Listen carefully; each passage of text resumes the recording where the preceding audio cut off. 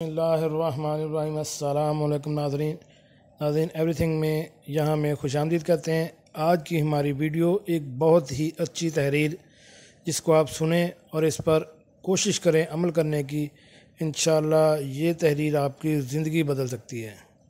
اس کے بارے میں کیا تحریر ہے تو اس کے بارے میں ابھی ہم تفصیل سے بات کرتے ہیں۔ ویڈیو شروع کرنے سے پہلے میری آپ سے ریکویسٹ ہے کہ اگر آپ میرے اس چینل ایوری تھنگ یہاں پر نئے ہیں تو میرے اس چینل کو سبسکرائب کریں اور ساتھ بیل آئیکن کا بٹن بھی پریس کر دیں تاکہ ایسی معلوماتی اور بہترین ویڈیو آپ کو بار وقت مل سکے۔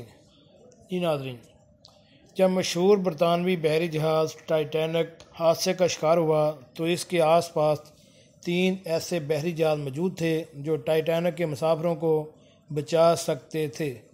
سب سے قریب جو جہاز موجود تھا اس کا نام سیمپسن تھا، جو حادثے کے وقت ٹائٹینک سے صرف 7 میل کی دوری پر تھا۔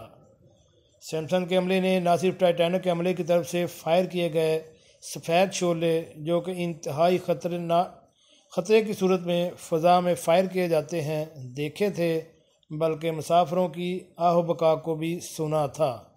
لیکن کیونکہ سیمپسن کے عملے کو لوگ غیر قانونی طور پر انتہائی قیمتی سمندری حیات کا شکار کر رہے تھے اور نہیں چاہتے تھے کہ پکڑے جائیں، لہذا ٹائٹینک کی صورتحال کا اندازہ ہوتے ہی بجائے مدد کرنے کے وہ جہاز کو ٹائٹینک کی مخالف سمت میں بہت دور لے گئے۔ یہ جہاز ہم میں سے ان لوگوں کی نمائندگی کرتا ہے جو اپنی گناہوں بری زندگی میں اتنے مگن ہو جاتے ہیں کہ ان کے اندر سے انسانیت کا احساس ختم ہو جاتا ہے اور پھر وہ ساری زندگی اپنے گناہوں کو چھپاتے گزار دیتے ہیں۔ دوسرا جہاز جو قریب موجود تھا اس کا نام کیلیفورنین تھا۔ جہاز کے وقت ٹائٹینک سے 14 میل دور تھا۔ اس جہاز کے کیپٹن نے بھی ٹائٹینک کی طرف سے مدد کی پکار کو سنا اور باہر نکل کے سفید شعلے اپنی آنکھوں سے دیکھے، لیکن کیونکہ وہ اس وقت برف کی چٹانوں میں گھرا ہوا تھا اور اسے ان چٹانوں کے گرد چکر کاٹ کر ٹائٹینک تک پہنچنے میں خاصی مشکل صورتحال سے دوچار ہونا پڑتا، لہذا کیپٹن نے اس کی بجائے دوبارہ اپنے بستر میں جانا اور صبح روشنی ہونے کا انتظار کرنا مناسب سمجھا۔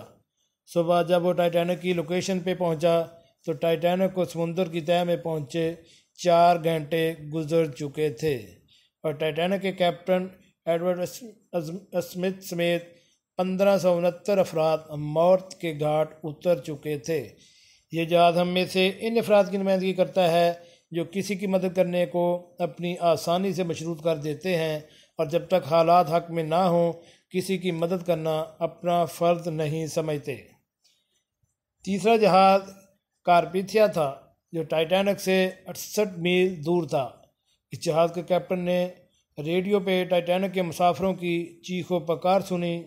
صورتحال کا اندازہ ہوتے ہی باوجود اس کے کہ یہ ٹائٹینک کی مخالف سمت میں جنوب کی طرف جا رہا تھا، اس نے فوراً اپنے جہاز کا رخ موڑا اور برف کی چٹانوں اور خطرناک موسم کی پرواہ کیے بغیر مدد کے لیے روانہ ہو گیا۔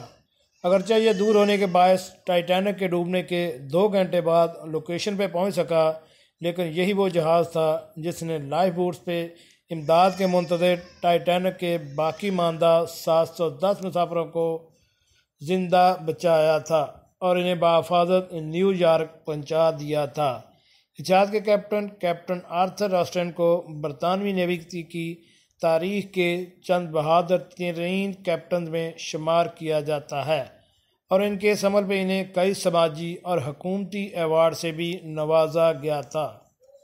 یاد رکھیے، ہماری زندگی میں ہمیشہ مشکلات رہتی ہیں، چیلنجز رہتے ہیں، لیکن وہ جو ان مشکلات اور چیلنجز کا سامنا کرتے ہوئے بھی انسانیت کی بھلائی کے لیے کچھ کر جائیں، انہیں ہی انسان اور انسانیت یاد رکھتی ہے۔